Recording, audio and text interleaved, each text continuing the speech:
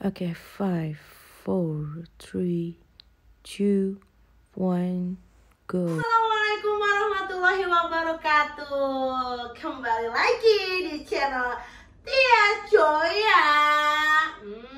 Yang ditunggu-tunggu part ini kan. Malam ini nggak sembarang buat kita obrolin sesuatu yang begitu penting. Karena apa? Perjalanan kemarin menuju Ciremai, menyambangi Ciremai. Ya, malam ini aku mau sedikit menceritakan paranormal activity aku bersama teman-teman yang pastinya horor. Dan aku nggak aja ditemani aku aja. Jadi aku teman siapa? Nanti kita akan sambut teman-teman yang ikut mendaki juga. Nah, sebelum kita lanjut mulai ceritanya, karena ini udah mulai serak nih ya. Hari ini aku mau ngopi dulu biar matanya melek dan ceritanya makin mantap banget. Malam ini aku ditemani sama Grace Coffee. Sebelum kita mulai bercerita, kita harus seger, dan kesegaran yang nikmat kopi yang lezat dan pas itu hanya ada di Grace Coffee, yang tepatnya ada di Jalan Raya Cikijing di Desa Kasturi. Nah, ini kita kocok dulu sebelum berpetualang menceritakan kisah menyambangi Ciremai. Nih kita coba dulu. Nah, buat kalian yang suka ngopi, cocok banget ke Grace Coffee karena tempatnya worth it banget. Terus rasa kopinya bener-bener pas. Yuk kita coba. Yummy. Oke. Nah, kita udah ngopi, kita udah lihat part demi part cerita dari menyambangi Ciremai. Ya, pada saat itu kita menyambangi Ciremai pada tanggal 23 Desember 2021. Lucu sih sebenarnya, karena memang itu digadang-gadang sudah lama sekali untuk mendaki. Terutama aku yang benar-benar belum sempat menyambangi Ciremai karena masih pemula juga sih. Tapi sebelum menyambangi Ciremai, ada beberapa gunung yang pernah aku daki, seperti Gunung Gede Pangrango. Dan tak lama setelah rencana demi rencana kita obrolkan, kita bertemu sama ranger kita yang bernama Andri Otoy. Andri Otoy adalah leader kita pada saat mendaki gunung di Ciremai. Ngobrol dadakan, prepare alias persiapan pun dadakan. Kita rencanakan pemberangkatan hari itu pada hari Kamis, tepatnya di 23 Desember 2021, sorry. Nah, singkat cerita, semua kita prepare dan ada satu kejanggalan sebelum keberangkatan. Awalnya yang kurang kita cari, yang nggak ada kita cari, dan setelah semuanya komplit, setelah semuanya ada peralatan dan perlengkapan, tak lama obrolan temanku mencuat. Hai, kita berangkat hari Kamis. Iya dong, Kamis. Gua bilang seperti itu. Sadar nggak sih lo? Kita mau langsung naik kan? Apa kita mau diam dulu di barak pada saat itu? Itu obrolan aku, Tina, dan Hilma. Sementara Otoy, leadernya, hanya menentukan hari Kamis keberangkatan pagi. Dan pikiran kami cuman, berarti kita pagi dong berangkat dari rumah ke base camp. Dari base camp mungkin kisaran jam 9 paling siang, atau mungkin jam 8, karena kita di situ udah ngomong.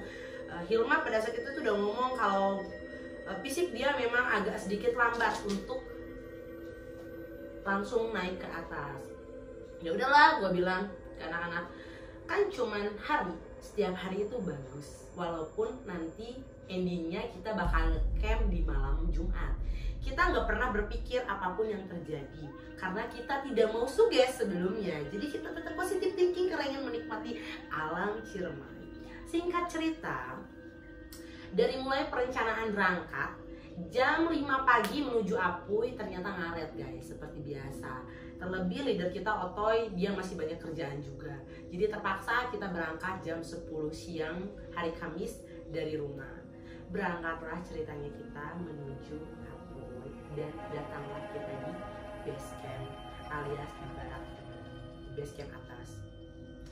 Nah setelah itu ngobrol, ngopi, baba dan lain-lain, kita banyak banget pembicaraan, bercanda. Tidak ada sedikit pun yang terlintas di benak kita atau pikiran kita bahwa ini udah siang.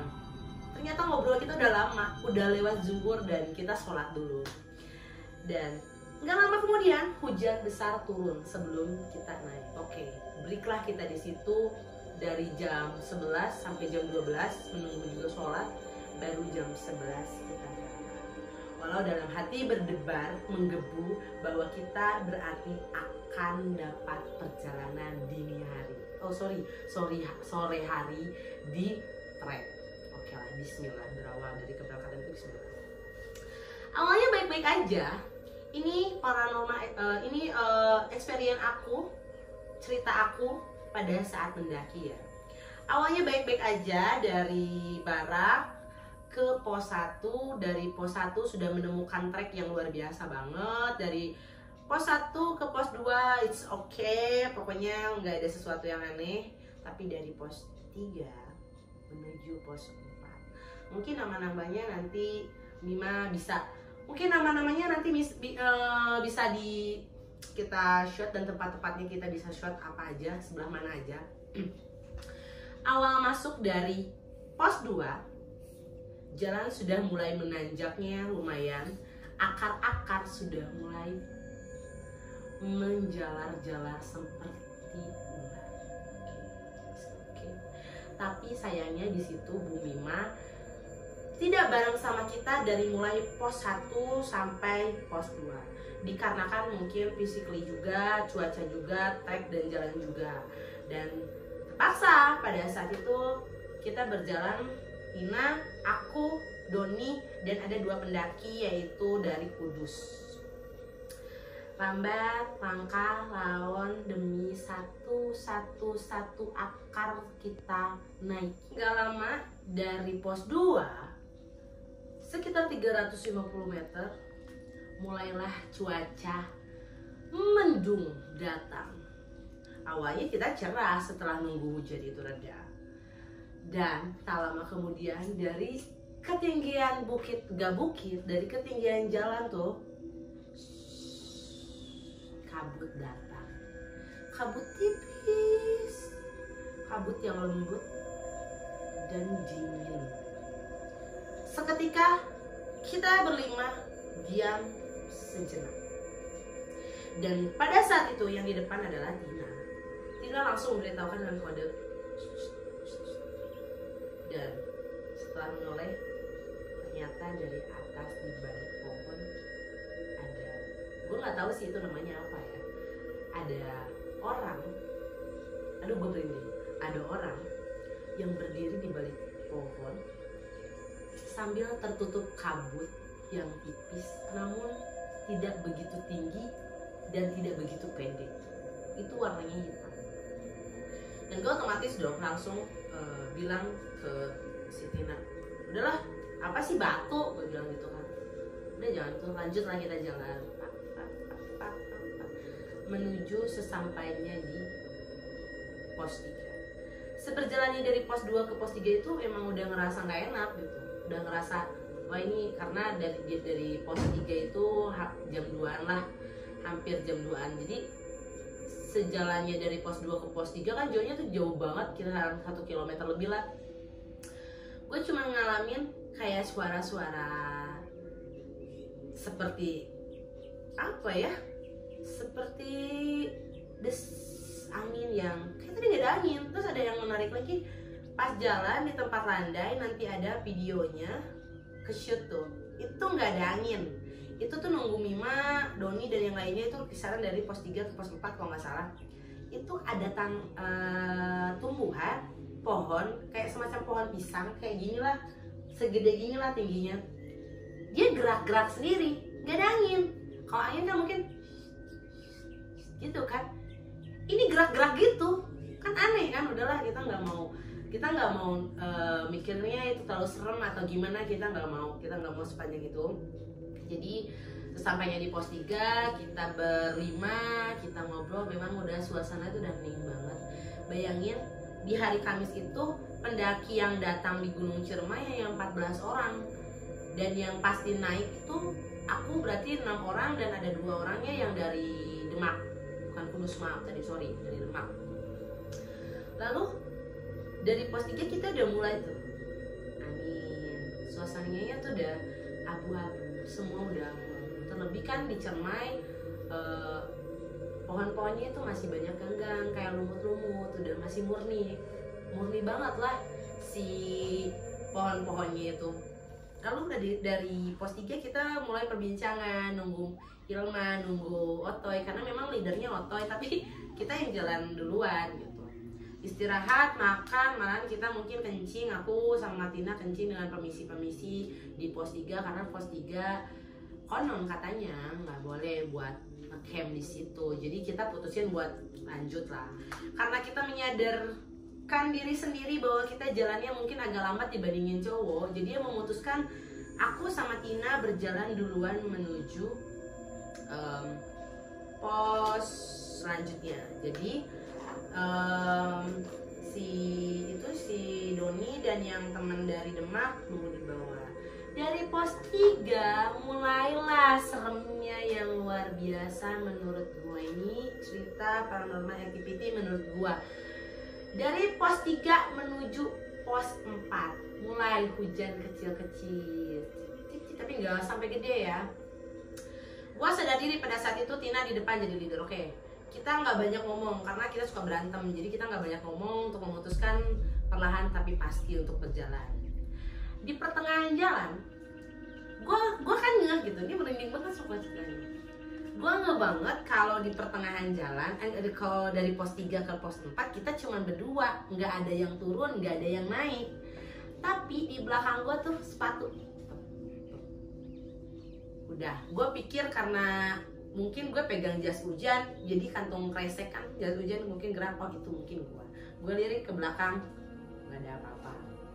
Oke lah, jalan lagi. Yang paling menakutkan dan serem, nggak ada di antara kita yang naik ke atas yang bawa lonceng. Jadi ada trek.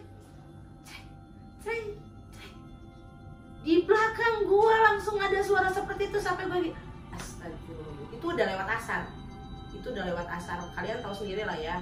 Kalau misalkan waktu di lewat asar berarti kalau di dunia itu udah pergantian waktu. Dan gue cuma dalam hati ucap istighfar sambil tiap langkah gue itu sampai inget sholawat Nabi, sholawat Muhammad, karena benar-benar gak mau suges ke sana. Dan gue lihat ke belakang gak ada siapa-siapa, karena gue tahu gak ada orang. Tapi kita diikuti dari pos 3 sampai pos 5. Gila gak? Itu suara orang jalan. Gue berhenti. Jadi biasanya gini kan, kalau misalkan naik gunung nih, minimalnya ada 1 meteran lah jarak antara yang di depan, tengah, belakang, 1 meter, nggak sampai deket banget soalnya macet, gak enak juga. Jadi begitu Tina berhenti, gue berhenti, suara yang belakang pun berhenti. Gue lihat, udah, gue tahu, tapi gue nggak mau takut gitu kan. Justru semakin takut, gue takutnya mereka semakin menjadi datang. Udah, terus menerus sampai gue menemukan tanah yang landai, yang itu gue bilang si daun kayak daun pisang melambai-lambai, sampai menuju pos 4. Suara itu tetap ada dan gue memutuskan untuk duduk dong di pos 4, duduk karena udah mulai hujannya agak sedikit rame lah ya, keroyokan, tapi nggak banyak banget. Gue nggak banyak ngobrol, gue nggak banyak lihat ke belakang karena takutnya sesuatunya ada yang serem, jadi gue nggak mau suges dari situ. Dan setelah di pos 4 nunggu lama, kisah 15 menit, nggak lama tuh yang dari Kudus datang, terus Doni datang, terus ngasih tahu kalau ternyata Otoy lagi bareng kesini sama Mima, dan kita negosiasi di situ buat antara ngekos di antara ngecamp antara ngecamp di pos 4 atau di pos 5. Setelah gue pikir-pikir, badan gue udah basah nih. Kalau misalkan gue ngecamp di pos 4, gue malah summit nih terlalu jauh. Terus emang sih di sini diuji banget kayak goesan kita, gimana baiknya tuh anak 2, soalnya ketinggalan kan Hilma dan siapa namanya yang satunya tadi yang Zarofi, gue juga lupa. Dan pas ketemu Otoy naik ke atas, dia bilang gini, gue ketemu anak-anak di pos 2 Bray, gimana ya kita diriin tenda aja di sini. Kan nggak mungkin kan, kalau misalkan gue diriin tenda di situ gue udah kedinginan. Gue bilang gue harus gerak, karena kalau di gunung nggak gerak tuh dingin, gue takut hipo. Terus perut bener-bener kosong, karena pada saat itu kita kepisah. Terus snack cuman ada di gua, sleeping bag di gua, baju buat satu pasang gua di gua. Terus Tina juga ngambil perlengkapannya sendiri, Doni ngambil perlengkapannya sendiri. Jadi buat makanan, kompor, yang lainnya tenda ada di Hilma dan di temennya itu yang satu lagi si Rian ya kalau nggak salah. Ya kita pikirannya udahlah, Mima pasti naik kok, kenapa enggak, yuk kita masih ada snack di belakang di tas gua, aman-aman aja, masih ada coklat, masih ada yang lainnya. Jadi kita untungnya sebelum berangkat juga makan. Jadi kita memutuskan juga pisah. Nah Otoy memutuskan buat turun lagi ke bawah ke pos 3, dan gue sama yang 4, Doni dari Demak naik lagi ke pos 5. Tapi Tina di situ masih kode, udah setengah 6 nih, maghrib, berhenti dulu. Sebenarnya mau kemali sih melanjutkan perjalanan kalau udah azan maghrib atau sebelum azan maghrib. Tapi ya gimana, posisinya tendanya udah nggak mungkin nungguin tenda karena udah basah kuyup badan. Jadi gue bilang gini ke Tina, ya udahlah bismillah aja lah Ula, soalnya ini bener-bener harus kita cepet-cepet ke pos 5, kalau enggak kita kebulusan gitu. Seberjalannya dari pos 4 ke pos 5 sungguh luar biasa yang tidak pernah gue bayangin. Mulai sesek, selain jalannya udah mulai kecil, terus tanjakannya udah mulai dari tanah ke akar itu udah luar biasa, udah licin, udah hujan, kita udah pakai jas hujan. Kita kan pakai jas hujan tuh ceritanya. Jalan. Jadi Tina memutuskan di depan, gue kedua, ketiga tuh Doni, yang terakhir, kelima dan yang terakhir orang Demak itu si Kak Bunglon sama si siapa tuh namanya. Yang nyeselin tuh si Tina. Setiap maju nemu trek, Tias, gue kan bingung, gue juga nggak banyak ngomong kan gitu. Gue lihat apa gue nggak berani lihat ke. Selain gue lihat jalan aja terus, karena gue tahu kalau mata gue melenceng kemana-mana pasti gue ngeliat yang hal yang aneh. Terutama yang paling serem tuh gini, semua kan tanah nih, jalan, tanah, terus akar apa ya itu ya, kayak akar palem, akar apa, kayak rambut. Gue bisa bedain mana yang tekstur akar sama tekstur rambut coy. Pas pegangan, ternyata rambut. Gue udah gak banyak ngomong. Seberjalannya lagi, pertengahan udah agak jauh dari pos 3 tuh, langit tuh udah lilak, warnanya lilak. Lu tahu pada semua lilak lagi rame apa sih? Lilak warna ungu muda, dengan udah sesek aja napas tuh, nggak tahu kenapa kayak agak sedikit hangat, panas, sesak, berdesakan gitu. Tapi yang terdengar oleh gue yang jelas sayu-sayu orang yang banyak, suaranya cewek kayak orang banyakan gitu ya. Tapi kita doang berlima, mendaki berlima dong, gila, berlima dengan sayu-sayu orang banyak. Dan anehnya lagi, di pos 4 itu menuju 5 masih terdengar suara motor, sampai si Tina ke saya bilang kayak gini, anjir gitu. Ternyata masih dekat juga dari pemukiman, masih jauh berarti ini ke puncak, soalnya masih terdengar suara motor. Kita pada senyum aja sih. Nah seberjalan itu udah ngedengarnya sampai gue lihat yang rambutnya panjang lah, yang rambutnya gue raba lah gitu kan, tapi gue nggak mau. Terus sesampainya di pos bayangan sebelum pos 5, di situ gue udah ngeluh hati. Itu udah jam 6 teng banget, udah azan maghrib banget. Di situ gue duduk sambil Doni bilang jangan di sini, pokoknya jangan di sini. Ini treknya bagas semua, nanti takutnya kita apa-apalah. Yuk kita lanjut lagi, semakin ramai lagi. Gue pikir ini air netes kali ya, jas hujan. Jadi ya, tapi gimana sih orang ngomong rame, bener-bener rame orang ngomongnya mana gitu. Sampai akhirnya gue ketemu pos 5. Nanti kalian bisa lihat ada kayak semacam pos ronda gitu di pos 5. Ada beberapa orang juga dari Karawang yang udah mendirikan tenda di situ. Kalau hujan gede banget. Dan alhamdulillah kita berteduh itu dengan perut kosong, dengan baju seadanya. Pokoknya kita prepare. Kita tuh masih khawatirin anak 2, Hilma sama Rian itu temennya. Sampai gue tuh, semuanya cengak-cengok lihat jalan. Nah habis Isya, sebelum maghrib tuh gue lihat dulu, muter gitu. Oh, gue lihat yang rambutnya panjang di pohon, udahlah, biarin aja. Dia ngebelakangin untungnya gitu.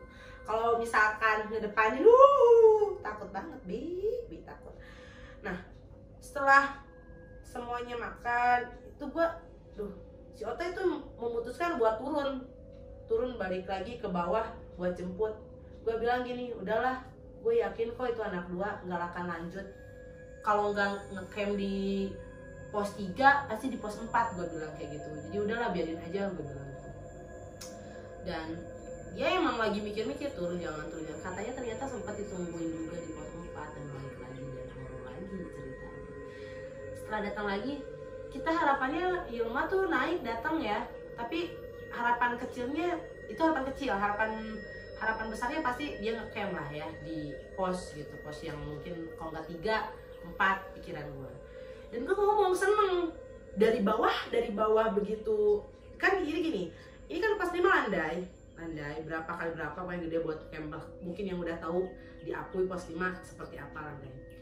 Dari bawah tuh kelihatan lampu kayak pameran tuh nggak sih, pameran pasar malam lampu tuh Mima tuh kayaknya Mima sama ini. Karena yang gue tahu sebelum gue naik ada 9 orang juga yang direncanain katanya mau naik ke atas, paling barengan sama orang yang mendaki juga, pikiran gue awalnya. Nggak lama tuh merah-merah tuh bau siapa ya, boleh. Ternyata ada 4 pasang mata yang menatap langsung ke tenda. Yang bikin gue aneh apa? Kalau misalkan center atau apa, minimalnya atau hewan, minimalnya mungkin matanya gini-gini ya gelap lah ya. Ini enggak, satu titik tajam menuju kita, ada 4 pasang mata yang gue lihat satu jajar sama tenda sama pos tersebut. Kata teman gue, itu babi coy, itu bagas coy, apalah hewan lah, inilah itulah. Oke, gue tidak mau banyak ngobrol. Setelah itu ya gue karena nggak mau suges, gue tidur. Bangun tidur. Doni, Tina ngobrol, ngedenger gak sih suara orang banyakan sama ada musik dangdut.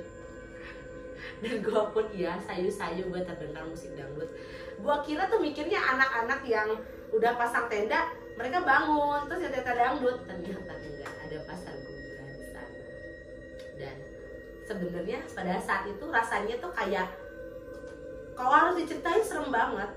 Tapi pas kita pada saat itu ada di situ malah kayak kesima apa ya, kayak terheran-heran sendiri dan gak takut gitu. Jadi itu paranormal activity gue pada saat mendaki. Dan nah nggak cuma gue, hari ini gue juga mau undang temen gue.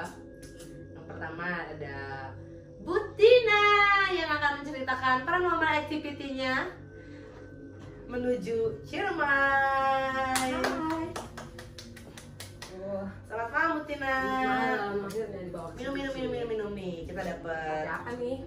Ini kopi Grage. Ini enak banget. Pokoknya bikin tenang lah kita ngobrolin paranormal activity di sana. Boleh. Cek dulu.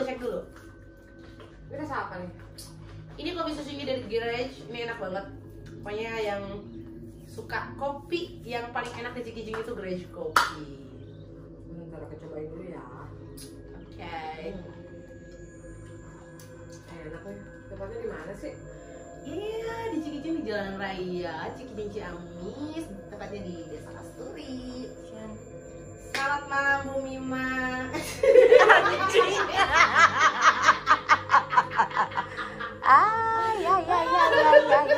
Ya. Gimana anak?